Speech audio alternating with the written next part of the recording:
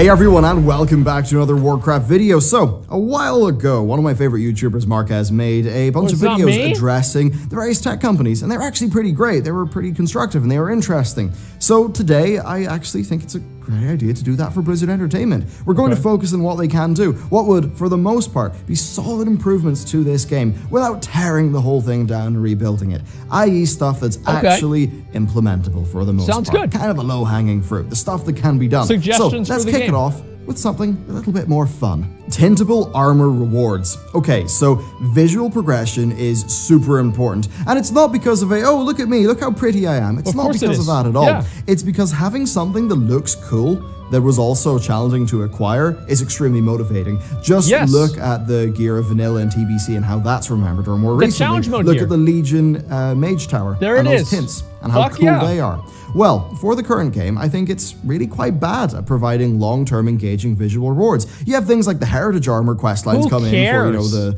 the Silver Moon boys, and you get a full set with 30 minutes of questing. Wow. That's not a lot of gameplay for that much art resources, and frankly, the armor is of very little value and respect because of how common and easy it is to get.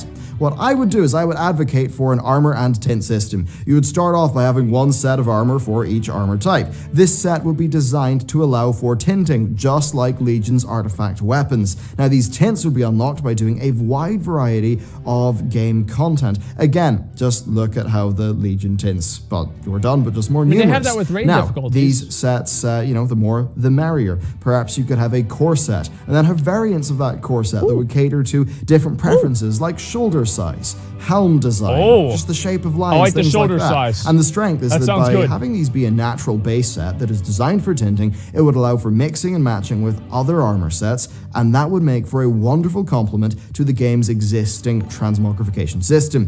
Doing this right would fill a major hole in what I'm going to call the emotional progression of the game.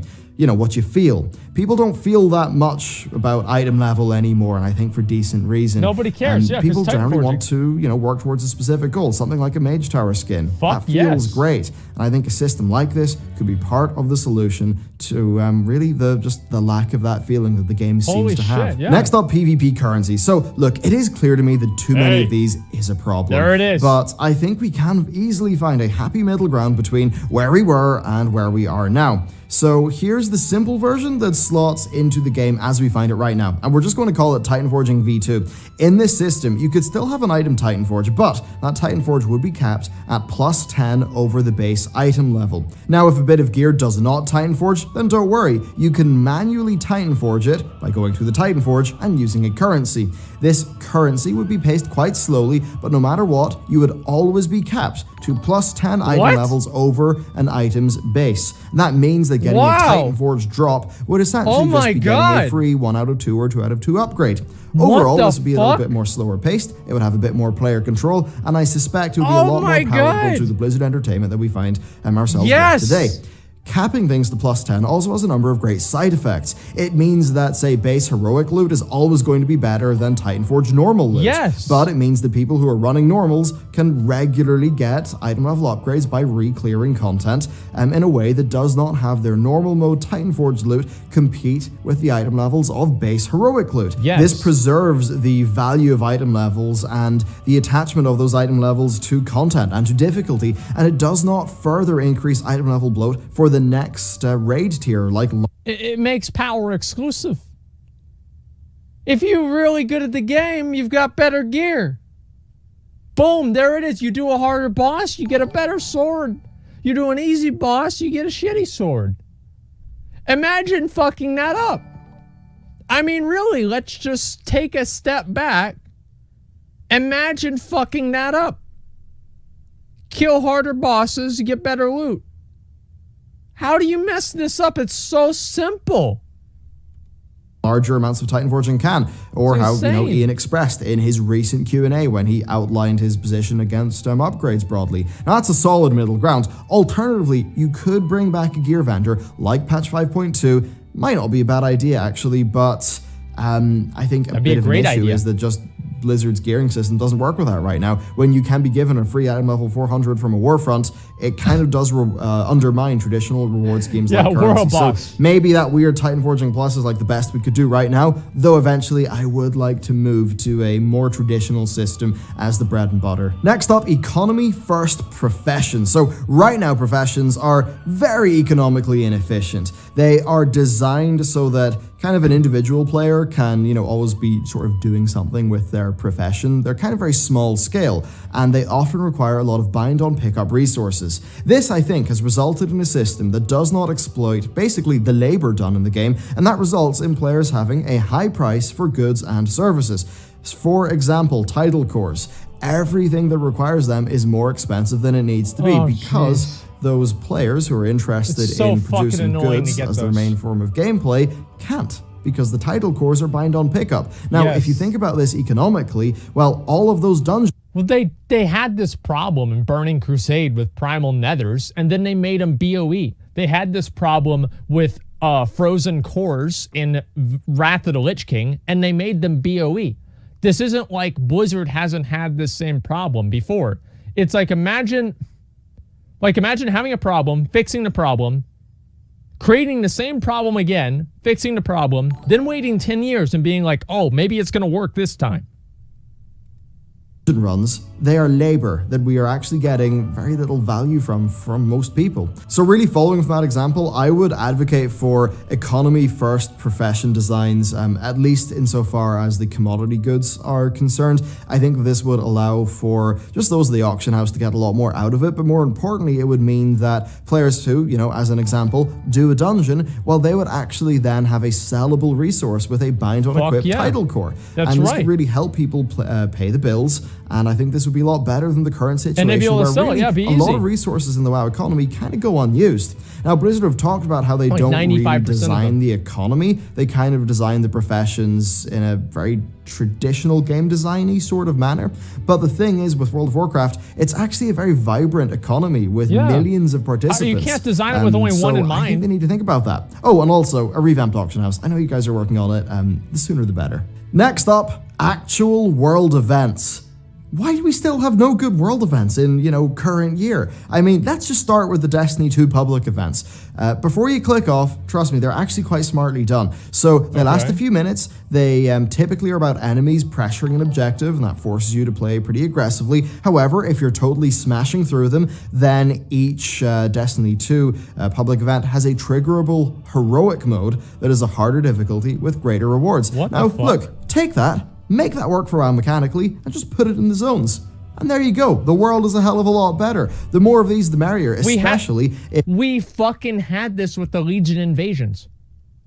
Like, at the end of fucking whatever, what was it, WoD, right? Yeah, it was WoD. We had this with the Legion invasions. They were fucking awesome. Like, you saw all your fucking boys flying into Westfall to kill some dipshit named Bald Razor that I kept getting fucking people would tag me in a screenshot of the mob. I remember his goddamn name. And everybody was just like, the sky was fucking black and green. You had ashes of a Lars. You had proto-drakes flying in with the might of the fucking Alliance and the Horde combined. It was amazing. It was the most badass shit that they have ever done. And they just got rid of it. Like, why don't they just bring that back every once in a while? Why would that be bad? I don't see why. It would be funny. Like, it would be great. Like, they need to do more things like that. He's absolutely right with the world events. There should be a world event that makes, Red Ridge Mountains, for some reason, scaled up to 120. Hogger's back. Go beat his fucking ass again. The Gnolls are having an uprising. Go beat their fucking ass again. How big is Hogger? Bigger than Ragnaros. And you've got to kill him. That's the way it needs to be. And that would be cool. And like, what does Hogger drop? 415 gear. And he can beat a raid of 100 people. I guess it wouldn't work now because the servers are so fucking bad. But hypothetically, that's what I'd like to see. If they're able to increase them in scale and really make them feel like it's a big MMO event, potentially being a lot more dynamic and challenging versions of the Legion invasions that we saw. Great minds think alike. There it is. With the Legion pre-patch, which at least were a cool proof of concept that they never followed up on. But the thing is, you could go really so much further. You could have these things maybe affect the status of hubs in-game. You could maybe let them trigger each other. So as an example, if you knock out event 1, that will maybe cause event 2 or 3 to spawn. You tie all these into a theme, and suddenly you have a system that really makes it feel like there's a lot more going on in the zones. Now, let's even go mad. Let's throw some affixes on them. Some weekly affixes for the public events to sort of spice them up. Basically, my point here is more stuff that kind of spawns in and out actually dynamically, that has variable difficulty modes, that just takes place in the open world, so that it's not just... It's just, you know, it's more than just world quests. I there's like actually it. some dynamicism. I like it a lot. Ideally to it. Next up, smart enemies. So almost all WoW enemies just feel like a hitbox with some health, you know, at least out in the open world. Yeah, and even pretty those much. that do have mechanics just kind of run towards you and start doing their mechanics, and it's kind of boring. Now, think about if those enemies were in any other type of game. It just would not cut it. Now, look, low intensity mobs that are designed to just be carved through en masse, probably they're a good thing for the pace of the game, but I would like it if they added in more special rare world enemies that use the game's new island enemy UI. As an example, the boss of an enemy camp is active. You could maybe have roaming enemies in zones. This could provide a sense of threat. It could make zones feel a lot more dynamic, maybe even providing some kind of unique rewards for players who really are up for a fight. And it could really make the zones themselves feel unique and different. I mean, you could almost have it feel like this sort of souped up version of the mercenary system from Assassin's Creed Odyssey. I want to say, like, this, and the beauty of content ideas like this is that they're world content, which means that they are available to all different types of players. It's not just people that like to do dungeons. It's not just people that like to do arena. And like having queuing mechanisms and playing with other people, there are a lot of people that play WoW as solo players. And I do think that WoW should have content for them, but the game shouldn't be designed around them. The beautiful thing about content like this, world content, is it creates an environment where all different people in the game can experience the same thing together, have a shared experience, while at the same time getting something out of it that's unique to that event itself. It brings the world into World of Warcraft, and I think that's really fucking important. Having, you know, little nemesis enemy characters who will try to hunt you down. Of course, you'd have to make it all work with World of Warcraft, but it could be something that could bring, well, game design back to the enemies that we fight on a daily basis, and not just to those that are in raids and dungeons. And really, their new AI has so much potential, especially with loads of the other things that I'm going to be mentioning in this video, like those public events. Have those public events combined with smart AI Everything enemies, in the world right now is and trivial. I think you could really start Nothing have something hard. pretty special in your hands. Next up, unique reputations. Oh, reps, it's kind of sad. They've all been normalized into the World Quest system, and that just makes them all boring. feel the same. In Battle for suck. Azeroth, there may as well only be one rep, because they all feel the same, and that did not used to be the case. Yeah. Sketis felt different to Netherwing, which felt different to Sporagar, which felt different to Shattered Sun Offensive. Argent Tournament Yeah. felt very different to Wormrest, which felt very different to Jesus Oracles and Christ. Grizzlemaw. Even a Mists of Pandaria, well, all those reps felt very different, especially, say, the Dragon Like the Rider Anglers faction or compared to something the like other that. ones. Right now, though, there is almost no room for the game designers at Blizzard to design the fantasy of the game's reputations. They all have to fit into the World Quest and Emissary system, even if, you know, some of the quests are, you know, some whimsical turtle punting or something. So Blizzard need to rethink reps. They absolutely can be a cornerstone of the world content experience. Was that my motherfucking boy Rich W. Campbell gifting 10 subs in my stream? Thank you so much, man. I fucking appreciate that. Thank you very much, Rich. Can we get some hearts in the chat for our boy Rich? Thank you, dude. I really fucking appreciate it, man. Thank you very much. They can feel like distinct things with uniquely designed gameplay experiences, yet Blizzard have not attempted to do that since 2013. Even take the Kirin Tor. It's still just world quests. It's Why not boring. have a quest line where you start as an initiate in their order and you unlock things as you progress through the rep, new content to do, new mechanics, new things like that, so that, you know, they can create an actual progression through gameplay feel. I'm passionate about reputations. I'll show you how passionate I am.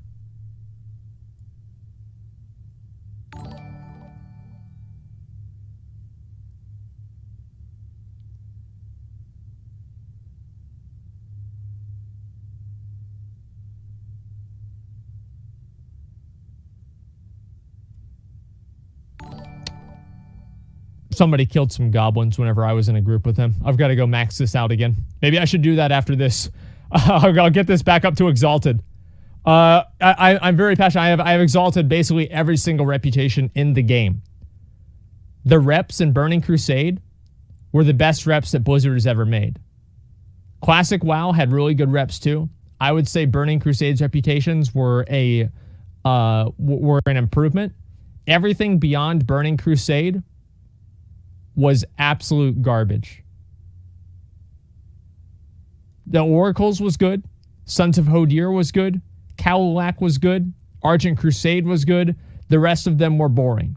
Cataclysm, Baradin's Wardens was okay. The rest of them were boring. Let's see. Where is this here? In Mists of Pandaria, where are they? The Anglers, wherever they are, was good. All the rest of these were boring, basically, minus like one or two that I'm just not thinking of right now. The Warlords of Draenor, the only good reputation from WoD was the Saberstalkers. Every other rep was literal fucking garbage. Ren's Vanguard was good, but it was just too easy to farm out, so it was irrelevant. In Legion, let's see, was there any good reputations in Legion? Talon's Vengeance. Talon's Vengeance was an amazing reputation. I like that a lot.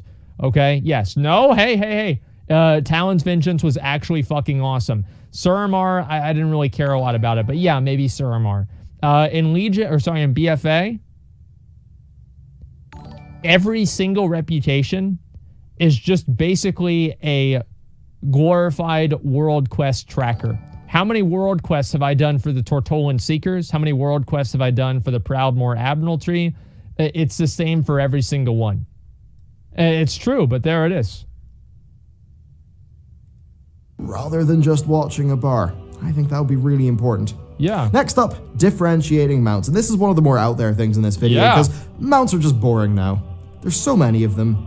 Just a new skin's not that Stop, exciting. Bellior, it hurts. Especially in a world where, say, Guild Wars 2 has mounts with unique traversal mechanics that are actually mechanically kind of cool. So for World of Warcraft, I think that having mount customization slots would be a pretty decent idea depending on the mount type. Now, perhaps this could be really simple. Just have some slots in your mount window. You could put in some, enchanted horseshoes that allow for water walking. This is my idea. And maybe you could, put all the existing professional upgrades in there. Then have some basic abilities like a sprint or a charge. I mean, hell, why not have a special, gnome engineered springed stirrup that lets you heroic leap off your mount into combat? I mean, as long as it's not active and instanced content, there's no balance problem here. And, you could have basic slots for all mounts. No, these things are too complicated for new players. Yeah, it's true. Yeah. So here's Blizzard's perspective. They had to take PvP vendors out of the game because players couldn't find them. Mm-hmm.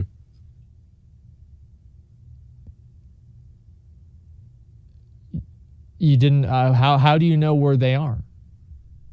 Well, you talk to a guard. They're hiding. Right? The guards aren't hiding. They're around every corner. No, but the PvP vendors are. Like, how are you going to be able to find it? You don't. Yeah. How are you supposed to know? Like, I just get it items. I mean, come on. Like, it's. Listen. What? You have to watch these videos with the mind of a Blizzard developer, which is that any new cool feature needs to be balanced out with how confusing it could potentially be to new players. Okay, because as we all know, WoW is getting new players all the time, and it's extremely important that anybody that picks up WoW is never confused at any point in time. So it needs to be as on the rails as possible. Okay. And that's why the reputations now are all world quest trackers. That's basically it. This is what Blizzard should do with the mounts. Is they should have a base horse. Okay? Let's see. You have your base horse. It's the Swift Mountain Horse. Let's say you get the reputation from the Drusvar. You get the hooves here. Let's say you get the reputation from the Proudmoore Admiralty. You get this little saddle thing here. And each different reputation, you have base mounts, right? Oh, shit, you guys can't see. You have base mounts like a base horse, a base Kodo, a base wolf, a base ram. And you can augment these different mounts with specific things that make them unique, to where if you see somebody riding on the horse with the magical phoenix head or something like that, you know that they were able to defeat, you know, some boss that's a phoenix somewhere in the game. Like, that would be really fucking cool. And that's the way that I think they need to redo mounts. Because what Bellier is saying is an amazing idea, but I don't think it's ever going to happen. I think making mounts customizable with just cosmetic perspectives is completely more than good enough. Abilities.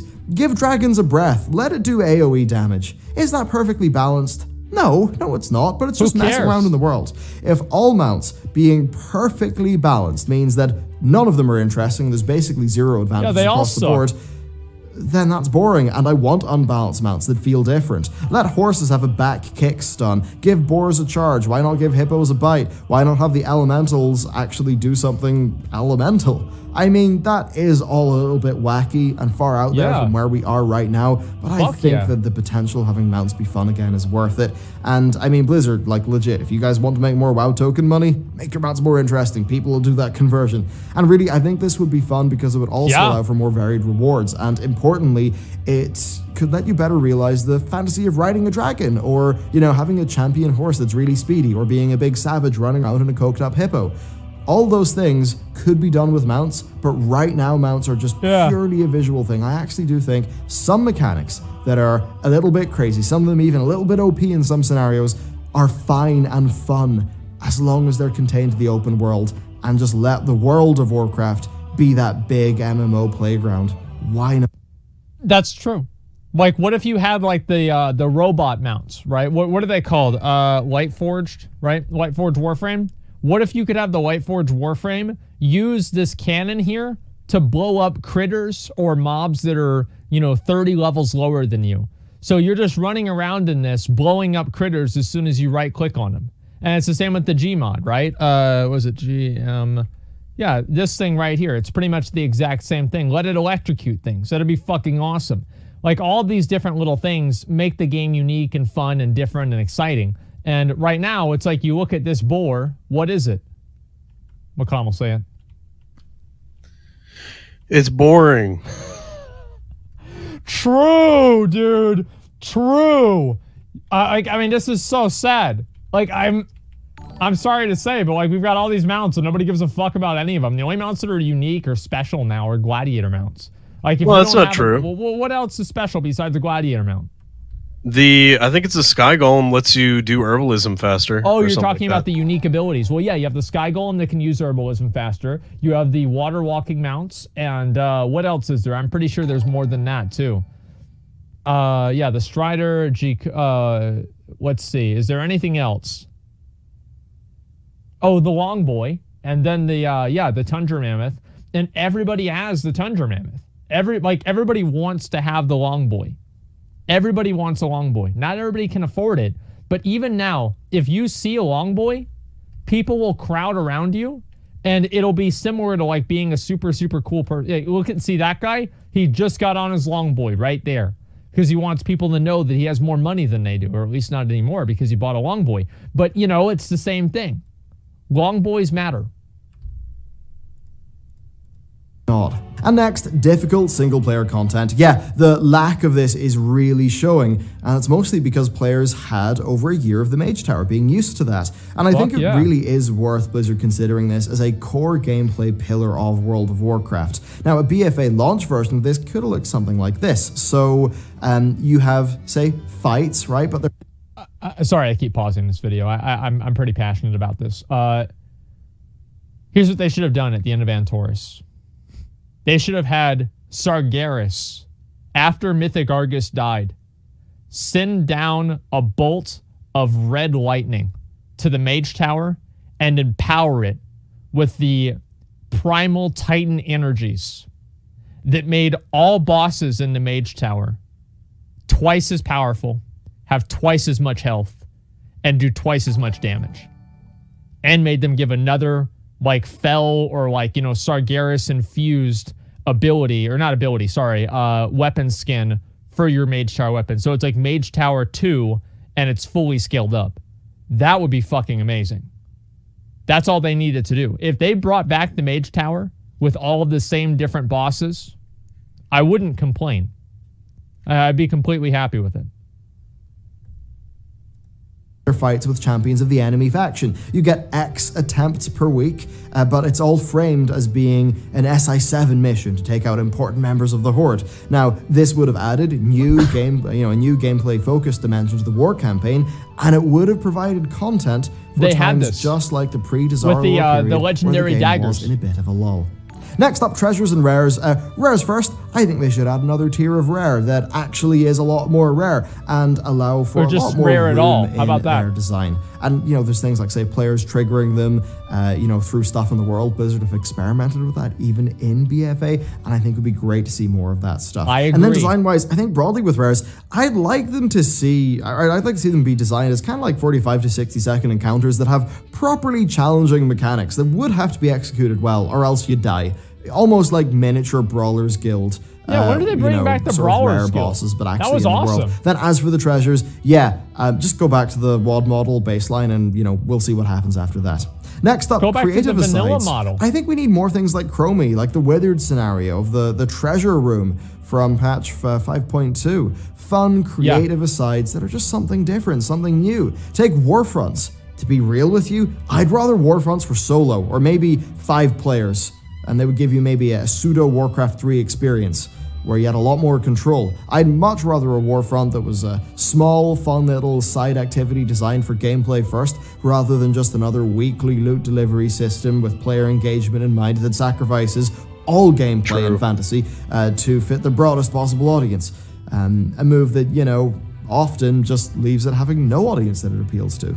Next up, zone abilities. Let's have zone mechanics. Tanan Jungle had this nice thing where you would get a damage dealt and taken buff whenever you stepped in the lava. In the goop. And this added a bit of risk and reward into what was otherwise a pretty boring zone. Now, you also had things like, say, the Nagrand gliders in Warlords, and you could fight on them out. Fully embraced. Things like this would really allow Blizzard to express the fantasy of their zones through the gameplay. Having the world matter mechanically, not just in terms of what happens, if it happens to have a world quest or not, would be great. So maybe you could have elemental storms, weather effects, strange void tears, and these could all be things which would essentially act as affixes on a zone. Then, within zones, having some more baseline mechanics. I really feel like they just throw the zones to their level designers and their artists, and they create beautiful work, and then they populate it with content. But I feel like they have no creativity in terms of the playability of these different areas, right? Like, what's the most exciting thing about Nazmir? The fact that you can get inside the underwrought Krog and run around. Whoo! Now what? What about after that? Gives a fuck. What's Nazmir? Yeah, exactly. Like, there's nothing else to it. Like, all of these different things, like these zones are fucking boring. There's nothing original or special to them. They're basically theme parks for you to do world quests in that you don't care about, to get a rep that doesn't matter, so you could farm Paragon boxes for shitty items that you don't need, and then you can do emissary quests for items that aren't going to be upgrades. Like, it's like, what the fuck is going on? Like, I mean, think about this. What are you doing? It makes me crazy, man. Like, I just can't get over this. I try and but like, as soon as I start thinking about it, I go insane. I don't know what the fuck they're thinking. Rarely unique mechanical designs to set the zones apart, and that seems to be a big area for improvement. So yeah, there you go. I think that for the most part, to be honest with you, this stuff's low-hanging fruit. Yeah, I really do think it is that. And actually, Nazjatar seems to be doing some of it, which is kind of exciting. But it's just about, beefing out the experience, making it feel like more than just a weekly set of random incentives that players are going to target for maximum efficiency, because at the end of the day, that's how Blizzard designed the game to essentially be played in a non-punishing manner because of how they've done their catch-ups.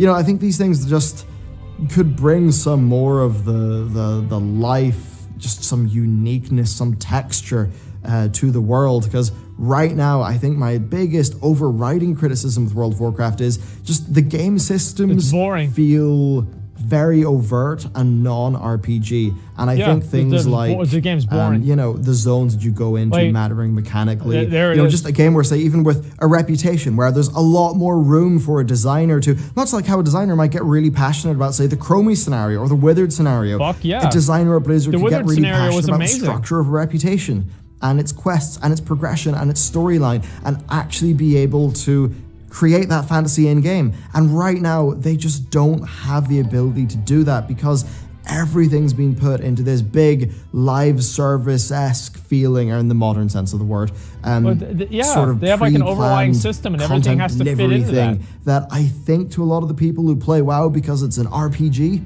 an MMORPG, of course, it just doesn't really feel like it's in alignment with the emotional reason why they play the game. So there you go. That is my thoughts on some low-hanging fruit, some easy ways to improve World of Warcraft. Okay, a few of them are not easy, but I think a lot of them are. I mean, yeah, if we were doing the whole thing again, I would make a different video, but this video is all about what could be done in like 2 years to, you know, steer the ship, not to, you know, rewind time and, I don't know, just set a different course, I suppose. So thank you very much for watching this video. Let me know what things you would like to see down below. And with that, I will see you next time.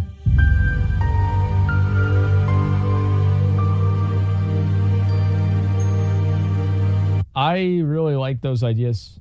I think that is good. Like, what this guy's saying right here is completely true, and it's what I was saying. I think one thing they really need to do is keeping old content alive. It's so sad seeing a whole world map filled with a shit ton of zones, while in reality, only 6 to 7 of them actually matter.